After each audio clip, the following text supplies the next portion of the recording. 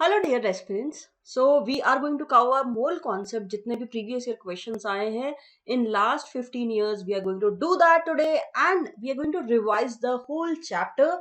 जितने भी फॉर्मूलाज है, जो भी इंपॉर्टेंट कॉन्सेप्ट है, वो सब करेंगे फटाफट. ठीक है, सो जल्दी से अपनी पेन और कॉपी निकाल लो सो दैट आप भी मेरे साथ सॉल्व करो. ओके, सो सबसे पहले मोल के जितने भी फॉर्मूलाज हैं वो रिवाइज कर लेते हैं एक बार. देखो, मोल निकालने के तीन तरीके. पहला, अगर मुझे नंबर ऑफ पार्टिकल्स दिया हुआ है, सपोज मैंने कोई सब्सटेंस दिया, उसमें मुझे बता दिया कि कितने पार्टिकल्स आपने लिए हैं, तो उससे हम मोल निकाल सकते हैं. तो मोल का फॉर्मूला हो जाएगा number of particles divided by Avogadro number. क्योंकि आपको पता है कि एवोगैड्रो नंबर मतलब एक मोल, और उस एक मोल में हमने कितने पार्टिकल्स ले रखे होते हैं. कितने पार्टिकल्स होते हैं एक मोल में? इट इज 6.02 इंटू 10⁻23 पार्टिकल्स होते हैं. राइट, एक मोल में इतने पार्टिकल्स होते हैं. तो number of particles divided by Avogadro number, ये मुझे मोल दे देगा.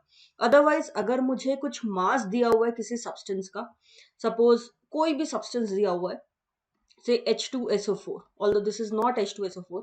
ठीक है, सपोज H2SO4 का मास दिया हुआ है कि मैंने इतना ग्राम ले लिया भाई. अब बताओ इतने ग्राम में तुम्हें कितने मोल दिख रहे हैं. अगर इस तरह का क्वेश्चन है तो आप H2SO4 का मॉलिक्यूलर वेट आराम से निकाल सकते हो, है ना. हाइड्रोजन का वेट पता है आपको, सल्फर का पता है, ऑक्सीजन का पता है, मॉलिक्यूलर वेट निकाल लो. तो मोल का फॉर्मूला बहुत ही इजी है, गिवन मास बाय मोलर मास. इससे भी आपको मोल मिल जाएगा. अगर मुझे एसटीपी कंडीशन दी हुई है, एसटीपी कंडीशन बोले तो 1 atm 273 केल्विन या 0 डिग्री सेल्सियस. तो मैंने एक कंटेनर में गैस ले रखी है जो कि 1 atm प्रेशर लगा रही है, उसका टेम्परेचर 273 केल्विन है. और अगर मैंने ये एक मोल गैस ली है, तो ये एक मोल गैस फॉर श्योर कितना वॉल्यूम ऑक्यूपाई करेगी? 22.4 लीटर वॉल्यूम ऑक्यूपाई करती है. इसको बोलते हैं एसटीपी कंडीशन या फिर एनटीपी कंडीशन, एक ही बात है. अब अगर मुझे वॉल्यूम दी हुई है एट एसटीपी और उससे मुझे पूछा गया है कि इतनी वॉल्यूम कितने मोल गैस ऑक्यूपाई करेगी, वेरी सिंपल, बस उस वॉल्यूम को आप डिवाइड कर दो 22.4 से. ठीक है, तो जब भी मोल निकालना है आप हमेशा डिवाइड करते हो. अगर नंबर ऑफ पार्टिकल से निकालना है तो Na से डिवाइड करोगे, मास से निकालना है तो मॉलिक्यूलर वेट से डिवाइड करोगे, वॉल्यूम से निकालना है तो 22.4 से डिवाइड करोगे. सिंपल. अब लगाते हैं इन्हें. चलो, सबसे पहला क्वेश्चन है, which one of the following has maximum number of atoms. ये क्वेश्चन था अपना लास्ट ईयर ही आया है 2020 में, नीट 2020. आपको ये चार मॉलिक्यूल्स दिए हुए हैं, इनमें आपको बताना है कि इसमें सबसे ज्यादा एटम्स है. बहुत ही सिंपल क्वेश्चन है. देखो, सबका 1 ग्राम 1 ग्राम 1 ग्राम 1 ग्राम दिया हुआ है, तो मुझे मास दिया हुआ है. मास मतलब जी दिया हुआ है. ठीक है, तो सबका गिवन मास बाय मोलर मास, इससे मेरे पास आ जाएंगे मोल्स.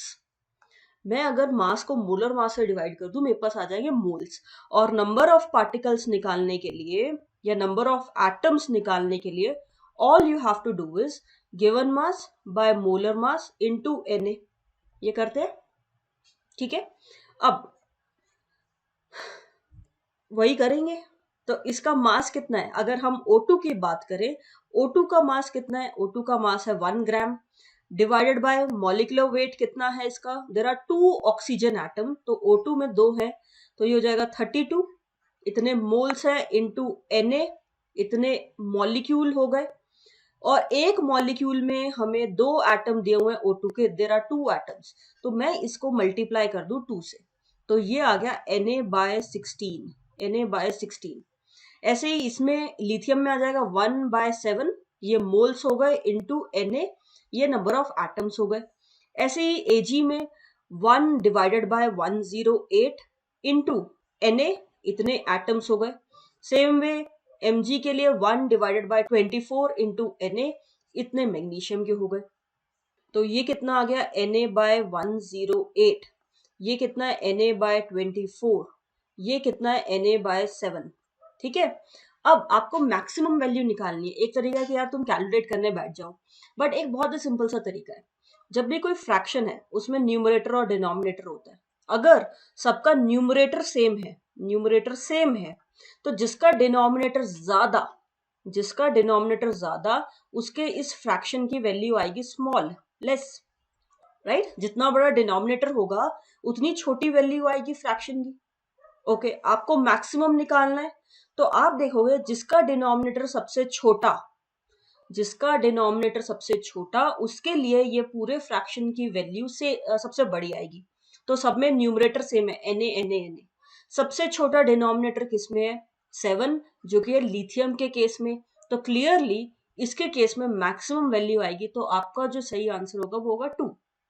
ठीक है, तो ये क्वेश्चन करने में आपको सिर्फ 20 सेकंड लगने हैं, आपको कोई कैलकुलेशन नहीं करनी है, सीधे सीधे बस फॉर्मूला लगाओ और कंपेयर कर लो किसकी वैल्यू सबसे ज्यादा होगी, सिर्फ इस लॉजिक से। ठीक है, कैलकुलेशन नहीं करनी। ओके, चलो। ओके, चलो अब नेक्स्ट क्वेश्चन देखते हैं। In which case is the number of molecules of water maximum? इनमें से सबसे ज्यादा वाटर के मॉलिक्यूल्स किस में है ये बताना है। सी अगेन एक सेम पैटर्न पे, जैसा आपका 2020 में क्वेश्चन आया वैसे ही 2018 में भी सेम क्वेश्चन था। तो इसी तरह के क्वेश्चन जब भी मोल पे आते हैं ना, तो बस ये 3 जो फॉर्मूलाज मैंने आपको बताए हैं इन्हीं पे क्वेश्चन आता है। कैसे करेंगे इसको जल्दी से देखते हैं। 0.00224 litre of water vapour eight 1 atm 273 kelvin. तो वाटर वेपर का मतलब होता है H2O गैस। पानी वेपर की स्टेट में है तो वो H2O गैस हुआ ना। तो अब यहाँ पे आपको प्रेशर दिया हुआ है, टेम्परेचर दिया हुआ है, और आप PV इक्वल्स टू nRT लगा सकते हो, लेकिन लगाना मत। क्यों? क्योंकि ये जो कंडीशन है वो STP कंडीशन है। 1 atm 273 केल्विन STP कंडीशन है, और अगर STP कंडीशन पे मुझे वॉल्यूम दी है उससे आराम से मोल्स निकल जाएंगे, राइट? क्या फॉर्मूला यूज करेंगे? मोल्स होते हैं वॉल्यूम डिवाइड बाय 22.4। उससे मैं फर्स्ट केस में कितने मोल्स आ रहे वो निकाल लूं। तो इसको लिख लेते हैं 0.00224 डिवाइडेड बाय 22.4। अब प्लीज यहाँ पे डेसिमल में कंफ्यूज मत हो जाना, उसमें गड़बड़ नहीं करनी। ठीक है, तो यहाँ पे अगर मैं डेसिमल हटा दूं और यहाँ से मैं डेसिमल हटाऊं तो नीचे आएगा 10 टू द पावर 4। तो जब ये कैंसिल आउट हो जाएगा बचेगा 10 टू द पावर -4 मोल। ठीक है, आपको निकालने हैं मॉलिक्यूल्स, बट आपको बताना है सबसे ज्यादा किसमें है, तो मैं मॉलिक्यूल्स नहीं निकालू, मोल्स तक ही रख लेते हैं। ठीक है, कम कैलकुलेशन करनी पड़ेगी। तो एक चीज बहुत क्लियर है कि यार जिसमें सबसे ज्यादा मोल्स होंगे पानी के, इसका मतलब सबसे ज्यादा मॉलिक्यूल्स भी उसी में होंगे। ठीक है, तो जिसके सबसे ज्यादा मोल्स होंगे वो मैक्सिमम मोल्स रखेगा। बहुत सही। तो पहले वाले केस में कितने आ रहा है? 10 टू द पावर -4। चौथे वाले में देखो 10 टू द पावर -3। तो फोर्थ ज्यादा है फर्स्ट वाले से। ठीक है, ओके। तीसरा देखते हैं। 18 ml of water. 18 ml water बोले तो H2O लिक्विड है यार ये। अब यहां आपकी गैस इक्वेशन नहीं लग सकती, तो क्या करोगे? सोचो क्या करोगे, कैसे निकालोगे? आपको मैंने वॉल्यूम दिए कि भाई मैंने तुम्हें 18 ml पानी दे दिया, अब बताओ इसमें कितने मॉलिक्यूल्स हैं, कैसे बताओगे? यहां आप यूज करोगे डेंसिटी का। आपको पता है कि यार डेंसिटी पानी की कितनी होती है? 1 ग्राम पर ml। मतलब क्या है इसका? इसका मतलब है कि अगर मैं तुम्हें 1 ml पानी दूं, सोचो 1 ml पानी दिया मैंने तुम्हें, उस पानी का वेट कितना है, वजन कितना है? 1 ml में 1 ग्राम पानी होता है, मतलब 1 ग्राम वजन का पानी आएगा तुम्हारे पास। ठीक है, तो अगर मैं 18 ml दूं तो 18 ml में मेरे पास कितना ग्राम आ गया? 18 ग्राम। 18 ml में 18 ग्राम पानी आ गया। नहीं तो डेंसिटी का फॉर्मूला लगा लो यार, मास बाय वॉल्यूम, उससे निकाल लो। ठीक है, तो जब लिक्विड स्टेट में है वहां पे हम डेंसिटी यूज कर रहे हैं। अगर गैशियस में था तो हमने PV इक्वल्स टू nRT या STP कंडीशन लगा के देखा। ओके, अब आपके पास 18 ग्राम वाटर है, H2O लिक्विड। कौन सा फॉर्मूला लगाओगे मोल्स निकालने के लिए? Given mass divided by molar मास। कितना होता है पानी का मोलर मास? 18 होता है, सबको पता है, राइट? तो गिवन मास 18 ग्राम है, मोलर मास 18 है, तो ये आ गया 1 मोल। तो 18 ग्राम 1 मोल के बराबर होता है। सही बात है, क्योंकि मोलर मास 18 है एक मोल का मास 18 है, ठीक है। अब सेकंड वाला क्या, 0.18 ग्राम वाटर। तो यार 0.18 ग्राम वाटर में 18 ग्राम वाटर से तो कम ही पानी है, राइट, ठीक है। तो अब देखो ऑप्शन देखो, इसमें आ रहा है आपका 1 मोल, यहाँ आ रहा है 10⁻⁻⁴ मोल, यहाँ है 10⁻³ मोल। सबसे ज्यादा किस में है, 1 मोल में। तो सही आंसर क्या हुआ, ऑप्शन 3, ठीक है, क्लियर। तो इस तरह के क्वेश्चंस को प्रैक्टिस करो, ओके, और मेरे साथ तो आप सॉल्व करो ही, ठीक है। चलो देखो, सेम टाइप का क्वेश्चन दोबारा आया है 2015 में, सेम टाइप। मैं यही बताना चाह रही हूं कि जब भी आपके पास इन तीनों फॉर्मूलाज में से क्वेश्चन आ रहा है, वो इस तरह का क्वेश्चन आ रहा है कि किसमें सबसे ज्यादा मॉलिक्यूल्स हैं, किसमें सबसे ज्यादा एटम्स हैं, तो इस तरह के क्वेश्चन को आपको प्रैक्टिस करना है, ठीक है। इन तीनों फॉर्मूलाज को अच्छे से लगाना सीख लो, अप्लाई करना सीख लो। तो एक काम करते हैं, इसको दोबारा क्या सॉल्व करना, इसको मैं एज अ होमवर्क दे रही हूँ। आप मुझे कमेंट सेक्शन में बताओगे कि मैम कौन सा आंसर आपका सही है, ठीक है। चलो नेक्स्ट क्वेश्चन। अब हम आ गए हैं स्टोइशियोमेट्रिक कैलकुलेशन पे। The number of moles of hydrogen molecule मतलब H2 required to produce 20 moles of ammonia through Haber's process। Haber's process क्या होता है, ध्यान से पढ़ो इस नाम को, हेबर्स प्रोसेस। अमोनिया को बनाने का जो तरीका है, उस प्रोसेस का नाम है, उस रिएक्शन का नाम है हेबर्स प्रोसेस। क्या होता है, अमोनिया गैस बनानी है, किससे बनाएंगे, N2 से और H2 से, ठीक है। ये है आपका हेबर्स प्रोसेस, हेबर्स प्रोसेस। अब आपसे क्या बोल रहा है, यार मुझे इसके 20 मोल चाहिए, 20 मोल चाहिए, तो बताओ इसके कितने मोल्स लिए जाएं। बहुत ही सिंपल स्टोइशियोमेट्रिक कैलकुलेशन पे क्वेश्चन है, 10 सेकंड में ये क्वेश्चन सॉल्व हो जाना चाहिए आपसे। बस आपको ये पता होना चाहिए यार हेबर्स प्रोसेस क्या है, राइट, ठीक है। अगर वो पता है तो इजीली रिएक्शन लिख लोगे और आंसर निकाल लोगे, ठीक है। तो बैलेंस कर लो पहले इसे।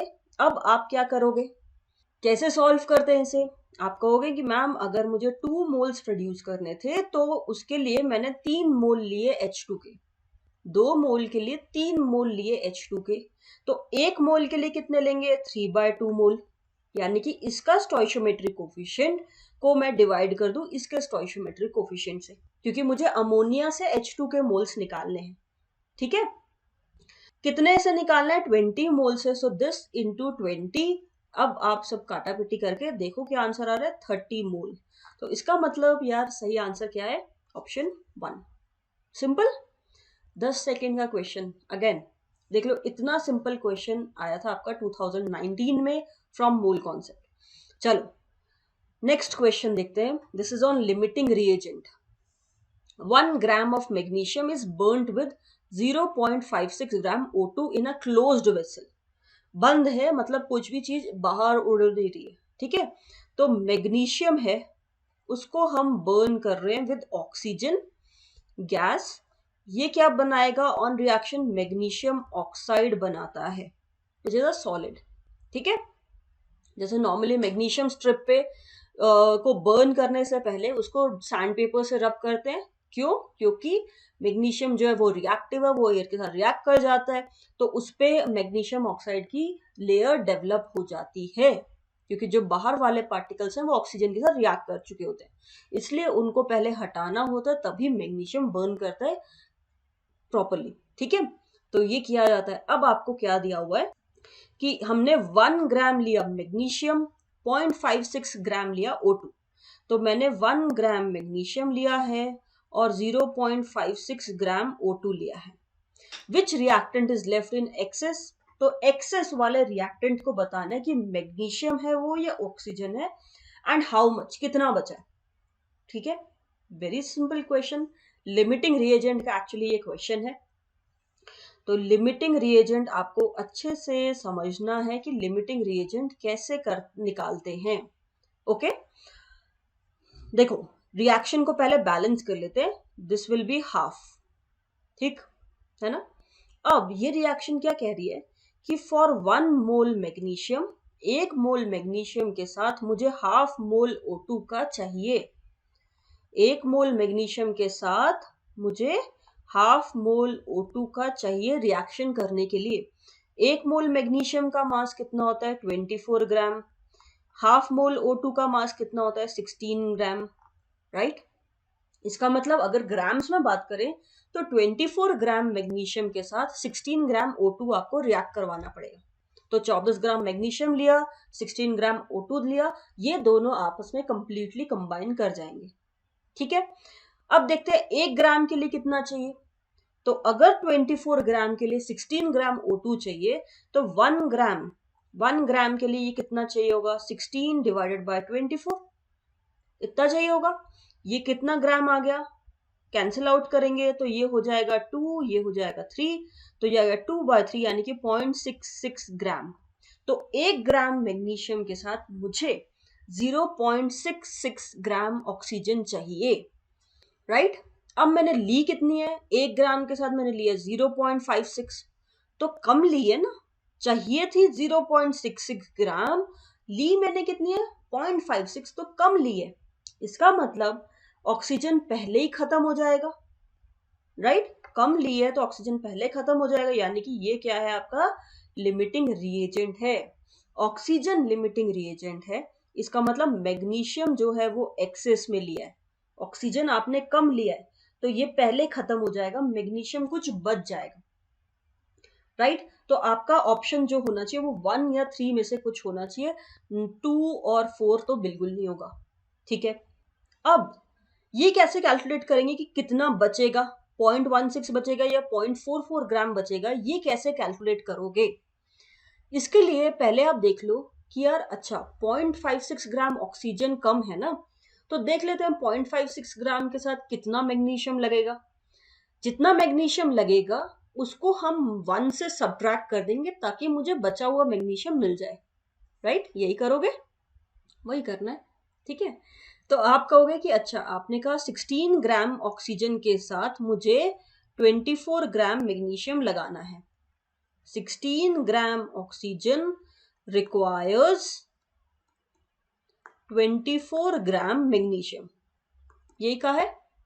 तो आप देखो 1 ग्राम ऑक्सीजन को कितना चाहिए फिर? It will require 24/16 gram magnesium. How much do we have? हमारे पास है 0.56 ग्राम, तो 0.56 ग्राम ऑक्सीजन के साथ कितना चाहिए होगा? 24 डिवाइडेड बाय 16 इंटू 0.56। अब हम काटा पीटी मचाते हैं, चलो ये होगा 3, ये हो गया 2, ये कैंसिल होगा 2 से, 0.28 सॉल्व करो तो क्या आ रहा है? 0.84 ग्राम, यानी कि 0.56 ग्राम ऑक्सीजन के साथ 0.84 ग्राम मैग्नीशियम चाहिए। इतना मैग्नीशियम यूज हो जाएगा, तो बचेगा कितना मैग्नीशियम लेफ्ट? आपने 1 लिया था ना, उसमें से 0.84 तो निकल गया, लग गया, तो बचा कितना? 0.16 ग्राम, इतना बचा। तो इसका मतलब जो सही ऑप्शन है वो कितना है? 1। ठीक है, दोबारा समझा देती हूँ एक बार। आप सबसे पहले रिएक्शन के हिसाब से देखो कि मुझे कितना चाहिए। मैंने देखा अच्छा 1 मोल मैग्नीशियम को हाफ मोल ऑक्सीजन की रिक्वायरमेंट है। अब ये तो हम मोल में बात कर रहे हैं, बट क्योंकि डेटा मुझे ग्राम्स में दिया हुआ तो मैंने उसको ग्राम में कन्वर्ट कर लिया। 1 मोल मैग्नीशियम मतलब 24 ग्राम, आधा मोल ऑक्सीजन लेंगे मतलब 16 ग्राम। ठीक है, ये मुझे चाहिए, ये मेरी रिएक्शन मुझे बता रही है इतना मुझे चाहिए। फिर आप देखो अच्छा हमने कितना लिया है, उसके हिसाब से देखो कि मैग्नीशियम के लिए कितना जरूरी है। Got it? इस तरह से आप लिमिटिंग रिएजेंट के क्वेश्चंस को सॉल्व कर सकते हो। ओके, चलो नेक्स्ट क्वेश्चन देखते हैं। 20 gram of magnesium carbonate, magnesium carbonate, formula क्या होता है मैग्नीशियम कार्बोनेट का? MgCO3 is the formula of magnesium carbonate. Sample decomposes on heating to give carbon dioxide and 8 gram magnesium oxide. तो ये statement बता रहा है कि जब हम इसको हीट करते हैं तो ये डिकम्पोज कर जाता है, मतलब ब्रेक डाउन कर जाता है। ठीक है, इसके टुकड़े हो जाते हैं। तो ये क्या बना रहा है? मैग्नीशियम ऑक्साइड बना रहा है और कार्बन डाइऑक्साइड गैस बन रही है। मैग्नीशियम ऑक्साइड कितना बना? मैग्नीशियम ऑक्साइड बना 8 ग्राम, और आपने जो मैग्नीशियम कार्बोनेट का सैंपल लिया है वो लिया है 20 ग्राम का। ठीक है, okay. What will be the percentage purity of magnesium carbonate in the sample? इससे क्या समझ आ रहा है मुझे, से ये आपकी एक कटोरी है, इसमें आपने मैग्नीशियम कार्बोनेट का ये सैंपल लिया, ये कितना बता रहा है? ये 20 ग्राम लिया है, राइट। बट ये पूरा सैंपल प्योर नहीं है, ये प्योर नहीं है, इसका मतलब इसमें मैग्नीशियम कार्बोनेट के साथ साथ कुछ इम्प्यूरिटी भी है, कुछ इम्प्यूरिटी भी है इस सैंपल में। ठीक है, तो इस सैंपल में कुछ इम्प्यूरिटी है। अब जब मैं इसको गर्म करूं, जब मैं इसको हीट करूं, तो क्या होगा? सिर्फ मैग्नीशियम कार्बोनेट ब्रेक डाउन कर रहा है, डिकम्पोज कर रहा है मैग्नीशियम ऑक्साइड और CO2 में, इम्प्यूरिटी नहीं कर रही है। ठीक है, क्लियर? तो ये जो 8 ग्राम मैग्नीशियम ऑक्साइड बना, ये सिर्फ किससे बना? मैग्नीशियम कार्बोनेट से। इम्प्यूरिटी का इसमें कोई लेना देना है क्या? नहीं। ठीक है, ठीक है। तो अगर ये 8 ग्राम पूरा का पूरा मैग्नीशियम कार्बोनेट से आया है, तो इससे मैं देख लूं कि इसमें ये कितने मैग्नीशियम कार्बोनेट से बना है, यानी कि ये 8 ग्राम मैग्नीशियम ऑक्साइड कितने मैग्नीशियम कार्बोनेट से बना है, ये देखना है। कैसे देखेंगे? यहां लगाओ अपना स्टोइशियोमेट्री। 8 ग्राम है तो इससे पहले निकालो moles, given mass divided by molar mass of magnesium oxide, निकाल लो। मोलर मास क्या होता है मैग्नीशियम ऑक्साइड का?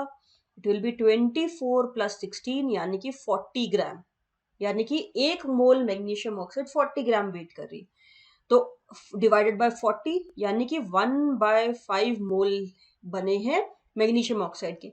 कितने से बनेंगे? ये रिएक्शन बैलेंस्ड है। ठीक है, तो अगर इसके 1 मोल बन रहा है इसके 1 मोल से, तो 1/5 मोल बनेंगे इसके 1/5 मोल से। बिल्कुल सही। अब आपके पास आ गया मैग्नीशियम कार्बोनेट के कितने मोल है, मोल्स पता चल गए, तो क्या मास निकाल सकते हो? Given mass, that is moles into molar mass of magnesium carbonate. तो कितना आया?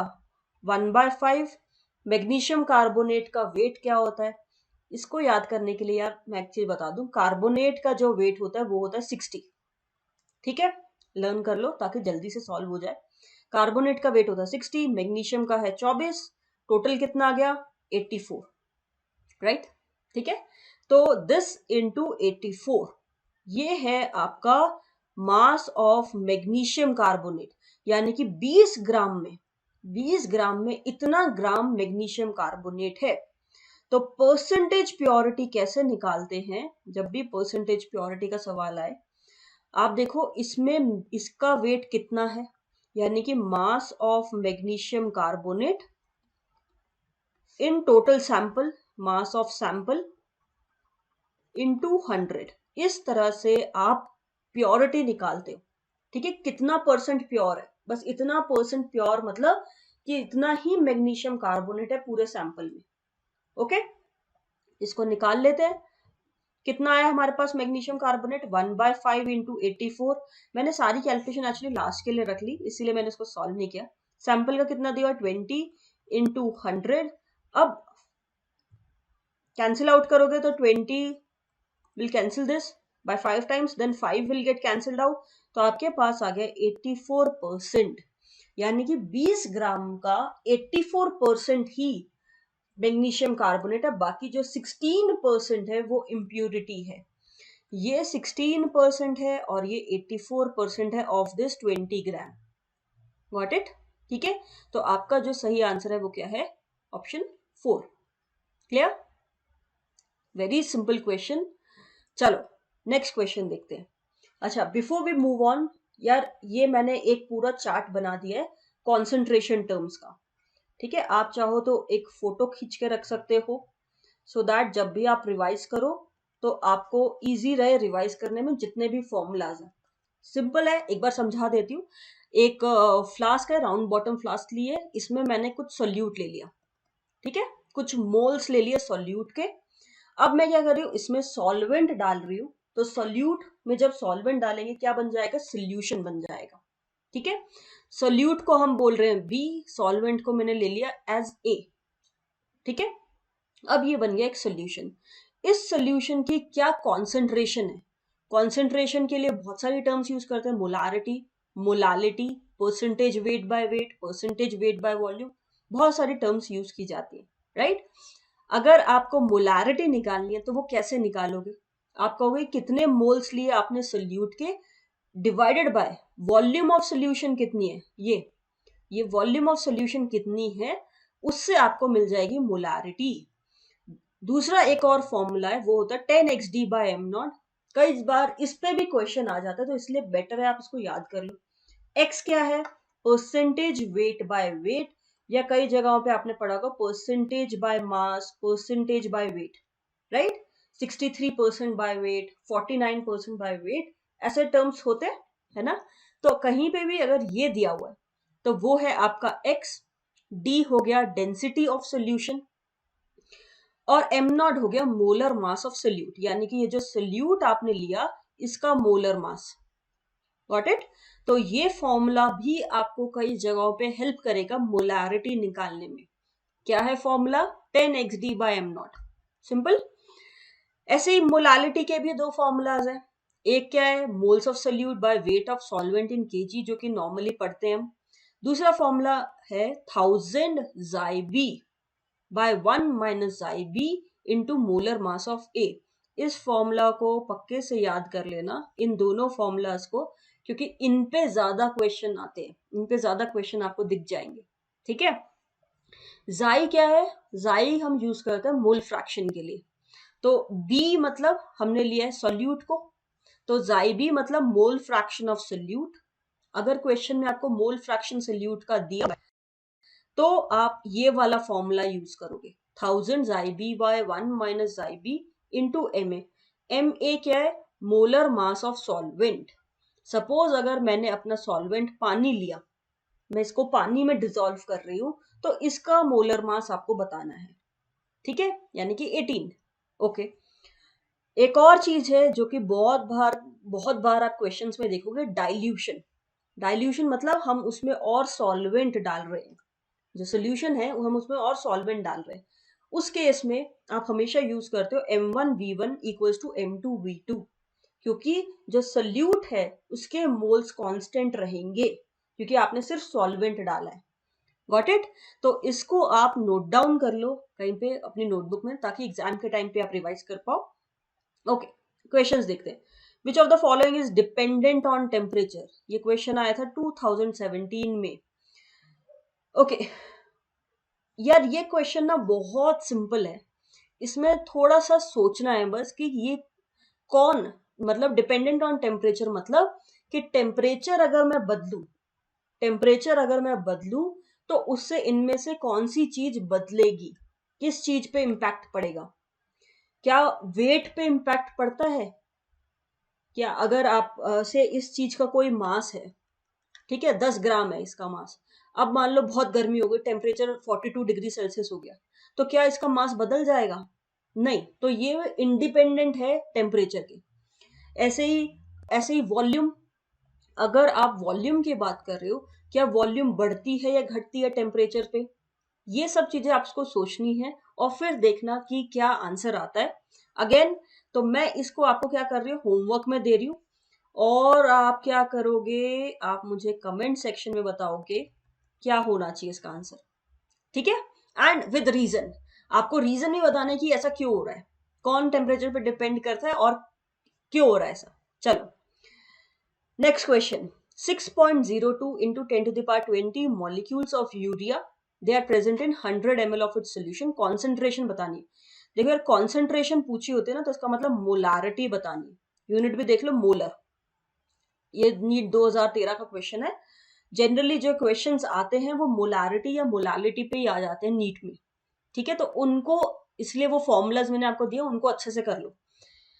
मॉलिक्यूल्स दिए हैं, वॉल्यूम दी है। देखो यार, मोलारिटी निकालने के लिए तुम्हें क्या चाहिए? मोल्स चाहिए सॉल्यूट के, और दूसरा चीज चाहिए वॉल्यूम चाहिए सॉल्यूशन की इन लीटर। ये दो चीजें चाहिए, राइट? तुम्हें सॉल्यूशन की वॉल्यूम दी है, लेकिन ये ml में है, तो इसको लीटर में कर लेते हैं, कुछ दिक्कत नहीं है। ml से लीटर में करने के लिए मैं 1000 से डिवाइड कर दूं, तो ये आ गई 1/10 लीटर। ओके, दूसरी चीज चाहिए मुझे मोल्स ऑफ सोल्यूट। आपको यूरिया, हम यूरिया का सोल्यूशन बना रहे हैं तो यूरिया के नंबर ऑफ मॉलिक्यूल्स दिए, मोल्स कैसे निकालते हैं नंबर ऑफ मॉलिक्यूल से?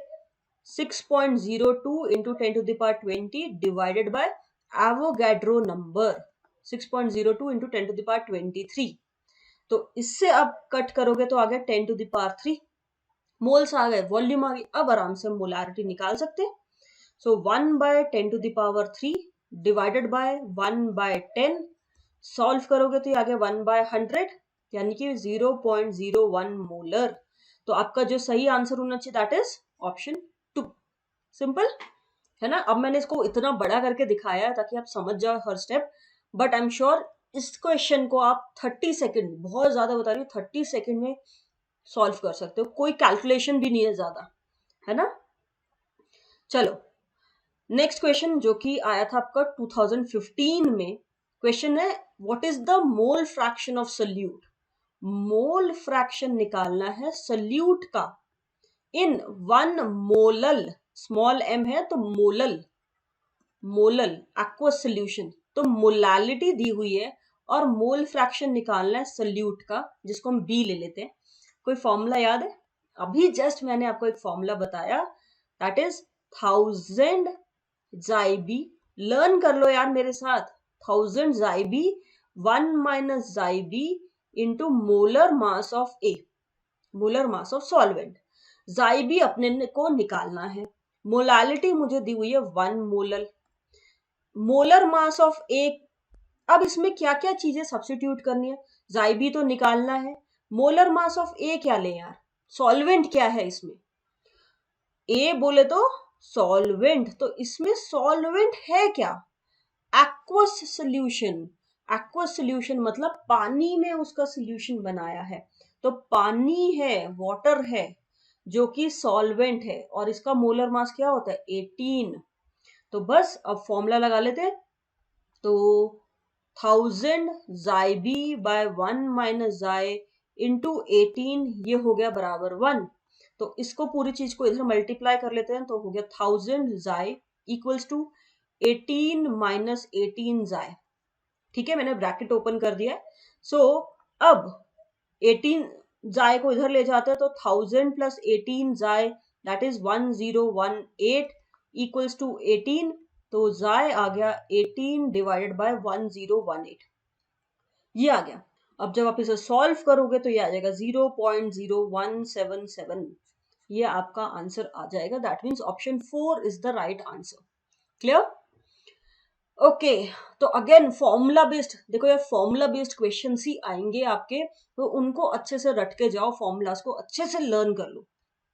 चलो नेक्स्ट क्वेश्चन देखते हैं, how many grams of concentrated nitric acid, nitric acid होता है HNO3, फॉर्मूलाज अच्छे से पता होने चाहिए यार आपको, should be use to prepare 250 ml of 2 molar HNO3। तो मुझे 250 ml 2 molar HNO3 solution prepare करना है, ठीक है। तो कितने gram of concentrated nitric acid solution हम ले, सोल्यूशन का कितना ग्राम लें वो बताना है। आपको बोला है कि इसमें जो कॉन्सेंट्रेटेड नाइट्रिक एसिड है वो 70% है, मतलब टोटल सोल्यूशन में नाइट्रिक एसिड कितना है 70% है, ठीक है। तो ये है टोटल सोल्यूशन, इसमें नाइट्रिक एसिड 70% है। ओके, अब ये बाद में काम आएगा, पहले क्या करते हैं देख लेते हैं यार। मुझे वॉल्यूम दी है 250 ml, 250 ml और मोलारिटी दी है, इनसे क्या किया जाए, मुझे मोलारिटी दी है, मेरे पास वॉल्यूम है, तो आपके पास ऑप्शन है कि आप मोल्स निकाल सकते हो HNO3 के, कि इस सोल्यूशन में जिसकी मोलारिटी इतनी है, वॉल्यूम इतनी है, इसमें कितने मोल्स हैं HNO3 के। क्या फॉर्मूला यूज करोगे, मोलारिटी इंटू वॉल्यूम, मोलारिटी का ही फॉर्मूला है ये, ठीक है, बस सिर्फ रीअरेंज कर दिया थोड़ा सा। तो मोलारिटी इंटू वॉल्यूम किया तो 2 इंटू 250, ये ml में है, इसको हम लीटर में कर लेते हैं, कैंसिल कर दो 4 टाइम्स, तो ये आ जाएगा 1/2 मोल, यानी कि 250 ml अगर आप सोल्यूशन ले रहे हो जो कि 2 मोलर उसकी कॉन्सेंट्रेशन है, उसमें हाफ मोल HNO3 का है, हाफ मोल HNO3 का। तो अगर हाफ मोल है, मास देखो कितना है, mass of HNO3, mass of HNO3 कितना है उस सोल्यूशन में, half into moles into molar मास फॉर्मूला लगाएंगे। HNO3 का मोलर मास क्या होता है, 63 ग्राम्स होता है। ठीक है, अगेन मैं कैलकुलेशन एकदम एंड में करूँ यार, 63/2 ग्राम इतना मास है HNO3 का इस सोल्यूशन में। वो बोल रहा है कि 70% है सोल्यूशन का, जितना मास सोल्यूशन का है उसका 70% मास HNO3 है। ठीक है, आपको निकालना है सोल्यूशन का मास कितना है, सोल्यूशन का मास कितना है ये आपको निकालना है। कैसे निकालोगे, आप कहोगे अगर HNO3 का मास इतना है तो मास ऑफ सोल्यूशन कितना हो जाएगा, it will be mass of HNO3 into 100/70 right. तो ये हो गया 63/2 इंटू 100/70। अब आप कैंसिल कर दो, this will get cancelled by 9 times और ये जाएगा 5, तो ये आ गया 45 ग्राम। इसका मतलब इस सोल्यूशन का मास कितना है, 45 ग्राम, यानी कि this is your right answer. ठीक है, क्लियर। ये थोड़ा सा ट्रिकी पार्ट था जो कि आपको समझना था, but otherwise this question is simple formula based question है। ठीक है, okay next, what is the concentration of OH minus. देखो कॉन्सेंट्रेशन को हम कैसे लिखते हैं, स्क्वायर ब्रैकेट में लिखते हैं। ठीक है, इसका मतलब मोलारिटी भी ले सकते हो कि जब भी आपको स्क्वायर ब्रैकेट में कुछ दिया होता है वो पूछ रहे हैं मोलारिटी बताओ हमें कितनी है हाइड्रोक्साइड आयन की।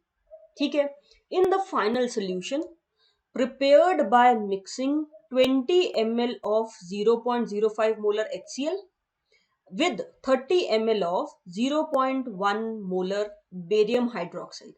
तो हम क्या कर रहे हैं, एक सोल्यूशन बना रहे हैं, इस सोल्यूशन में हम HCl मिला रहे हैं और बेरियम हाइड्रोक्साइड मिला रहे हैं। ठीक है, बनाया, ये कितना डाल रहे हैं, ये हम डाल रहे हैं 20 ml, ये हम डाल रहे हैं 30 ml। तो जब दोनों को मिलाओगे तो टोटल वॉल्यूम कितनी हो जाएगी, 50 ml हो जाएगी, 50 ml हो जाएगी। ठीक है, इसकी कॉन्सेंट्रेशन है 0.05 मोलर, ये है 0.1 मोलर। ठीक है, अब आपको क्या निकालना है, आपको निकालनी है मोलारिटी, निकालनी है हाइड्रोक्साइड आयन की, कॉन्सेंट्रेशन निकालनी है हाइड्रोक्साइड आयन की। क्या फॉर्मूला होता है कॉन्सेंट्रेशन का, मोलारिटी का, ये हो गया मोल्स किसके, हाइड्रोक्साइड के। जिसकी कॉन्सेंट्रेशन निकालनी है उसी के तो मोल्स लोगे, हाइड्रोक्साइड के moles divided by volume of solution in litre, ये करना है। तो मुझे यार वॉल्यूम ऑफ सॉल्यूशन मिल जाए फाइनल सॉल्यूशन, और मुझे फाइनल सॉल्यूशन में कितने हाइड्रोक्साइड के मोल्स हैं वो मिल जाए, काम बन जाएगा, है ना। वॉल्यूम ऑफ सॉल्यूशन ऑलरेडी हम देख चुके हैं वो कितनी है, 50 ml। अब आपको देखना है कि इस सॉल्यूशन में हाइड्रोक्साइड के कितने मोल्स हैं, वो आ गया तो मोल्स पता चल गए, वॉल्यूम पता चल गया, कॉन्सेंट्रेशन पता चल जाएगी। वो कैसे देखेंगे, इधर से आप डाल रहे हो HCl, जब आप HCl डाल रहे हो तो उससे क्या आ रहा है, उससे आ रहा है H+ आयंस, क्लोराइड आयंस, ये दोनों आ रहे हैं। ठीक है, जब आप बेरियम हाइड्रोक्साइड डाल रहे हो तो इधर से क्या आ रहा है, बेरियम आयन और हाइड्रोक्साइड आयन, ये मिल रहे हैं। ठीक है, तो H+, जब पानी में H+ होगा और हाइड्रोक्साइड होगा वो दोनों आपस में रिएक्ट करेंगे, है ना। H+ कंबाइन कर जाएगा OH- के साथ और क्या बना लेगा, वाटर बन जाएगा। तो इसका मतलब H+ जितना भी है वो OH- को कंज्यूम कर रहा है, खत्म कर रहा है। ठीक है, चलो देखते हैं पहले H+ और OH- कितना आ रहा है। ठीक है, आपको उसके लिए ये दिया हुआ है, वॉल्यूम दी हुई है, मोलारिटी दी हुई है। यहां से आप निकाल लो HCl के कितने मोल्स हैं, आप करोगे मोलारिटी इंटू वॉल्यूम, तो ये हो गया, let's keep it in ml क्योंकि उससे मेरे पास मिली मोल्स आ जाएंगे। ठीक है, अगर आप वॉल्यूम ml में रखते हो तो आपके पास मिली मोल्स आते हैं। ओके, तो 0.05 इंटू 20 जब ये करेंगे तो कितना आ रहा है यार, ये 1 मिलीमोल। यानी कि HCl का आप 1 मिलीमोल डाल रहे हो। HCl 1 मिलीमोल डाल रहे हो, वो कितने H प्लस देगा? एक HCl एक H प्लस दे रहा है, एक HCl एक H प्लस दे रहा है, तो 1 मिलीमोल H प्लस देगा। तो यहां से आपको पता चल गया मिलीमोल ऑफ H प्लस भी कितना है, 1। तो ये है आपके पास 1 मिलीमोल। समझ आया? मैंने HCl के मोल्स निकाले, उससे देखा H प्लस के कितने मोल्स आ रहे हैं। सेम एक्सरसाइज हम करेंगे बेरियम हाइड्रोक्साइड के साथ। बेरियम हाइड्रोक्साइड के कितने मिलीमोल हैं? Let's calculate that. Again molarity into volume करेंगे। मोलारिटी क्या है? 0.1। वॉल्यूम को हम ml में ही रख रहे हैं, मिली में आ रहा है आंसर। तो ये आ गया 3 मिलीमोल्स। बेरियम हाइड्रोक्साइड के मोल्स 3 मिलीमोल्स है। एक बेरियम हाइड्रोक्साइड से आपको 2 OH माइनस मिल रहे हैं, 2 OH माइनस एक से। एक बेरियम हाइड्रोक्साइड आपको 2 OH माइनस दे रहा है, तो 3 मिलीमोल कितने देगा? 3 मिलीमोल से जो हाइड्रोक्साइड के मिलीमोल्स आएंगे वो होंगे ट्वाइस ऑफ दिस, यानी कि 6 मिलीमोल्स। तो ये आ गए 6। अब इस सोल्यूशन में H प्लस और OH माइनस दोनों है। H प्लस है 1, OH माइनस है 6। तो एक H प्लस के साथ OH माइनस का भी 1 मोल चला जाएगा। बचेंगे कितने? 6 माइनस 1, दैट मीन्स 5 मिलीमोल बचेंगे। तो आफ्टर रिएक्शन आपके पास सोल्यूशन में 5 मिलीमोल बचे OH माइनस के, राइट? अब फॉर्मूला लगाना है बस। OH माइनस के कितने मिलीमोल है? 5। वॉल्यूम अगर आप मोल्स मिलीमोल में पुट कर रहे हो तो वॉल्यूम आप किस में पुट करोगे? ml में, ताकि मिलीलीटर मिलीमोल दोनों कैंसिल आउट हो जाए। ठीक है? ओके। तो कितनी वॉल्यूम है सोल्यूशन की? 50 ml। ये हम ऑलरेडी निकाल चुके। तो कॉन्सेंट्रेशन आ गई आपकी 1/10 यानी कि 0.1 molar. So this is your right answer. ठीक है? तो इतने सिंपल क्वेश्चंस आते हैं। नाउ आई रिकमेंड कि आप खूब सारी प्रैक्टिस करो। जो मैंने फॉर्मूलाज बताया उनको एक बार अच्छे से रिवीजन कर लो, उनको अच्छे से लर्न कर लो, और फिर मोल कॉन्सेप्ट के क्वेश्चंस प्रैक्टिस करो। Now we have our class on Saturday and Wednesday guys. So अब हमारी क्लास होगी वेडनेसडे को, जिसमें हम पढ़ेंगे atomic structure. So if you want to solve your questions with me, तो आप उसको अच्छे से पढ़ के आओ, सारे फॉर्मूलाज लर्न करके आओ, क्योंकि तभी आपको मजा आएगा क्वेश्चंस को सॉल्व करने में। ठीक है? So this is a message from me to you guys. अच्छे से मेहनत करो, खूब मन लगा के मेहनत करो, ताकि हम नीट को फोड़ दें एकदम। So all the best.